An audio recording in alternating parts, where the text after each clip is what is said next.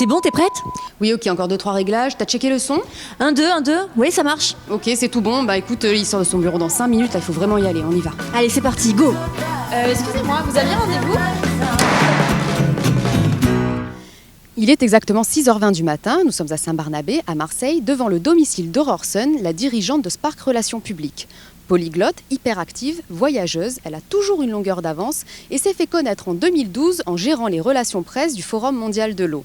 Sa société est aujourd'hui une référence avec plus d'une 60aine de clients et elle vient juste d'ouvrir un bureau à Casablanca. Bon, vous l'aurez compris, son emploi du temps est surchargé, mais une source sûre nous a confié que son truc à elle, c'était de se lever tôt le matin pour faire sa revue de presse pendant que le reste de la maison dort encore. Parfait, c'est parti!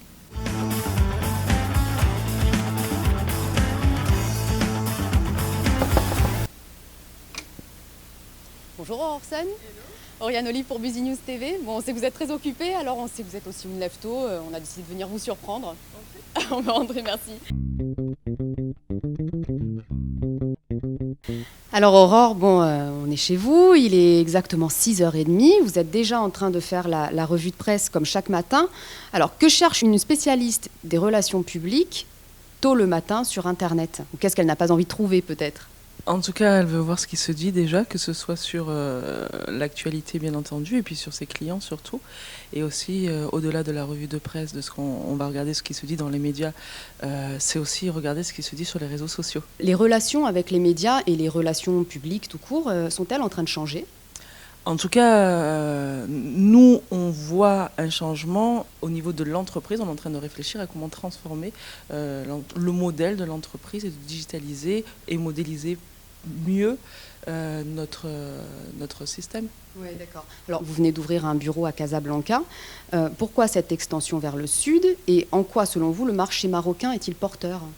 Être à Casablanca, qui est la capitale économique du Maroc et qui est surtout une porte d'entrée de l'Afrique, où on est dans un continent où il y a 7% de croissance, quand il y a 1,1% de croissance en France, c'est pas déconnant, j'ose dire le mot, en tout cas de regarder vers d'autres horizons et d'autres marchés porteurs. Et puis à Marseille, on est quand même sur l'autre porte d'entrée de la Méditerranée, en tout cas vers le nord, et on a une historique avec les pays de la Méditerranée, donc ça fait du sens d'être présent là-bas. Oui, alors justement, revenons un petit peu à Marseille. Vous venez d'être élue présidente du réseau Femmes Chefs d'entreprise à Marseille.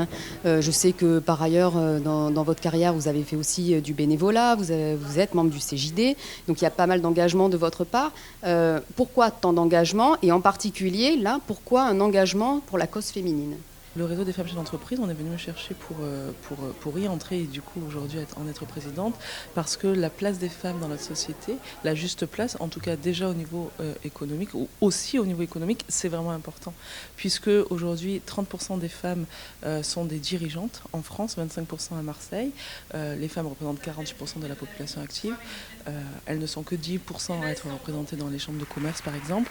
Donc c'est important pour avoir une juste représentation aujourd'hui de la société civile et d'un monde qui nous ressemble, que les femmes trouvent leur place.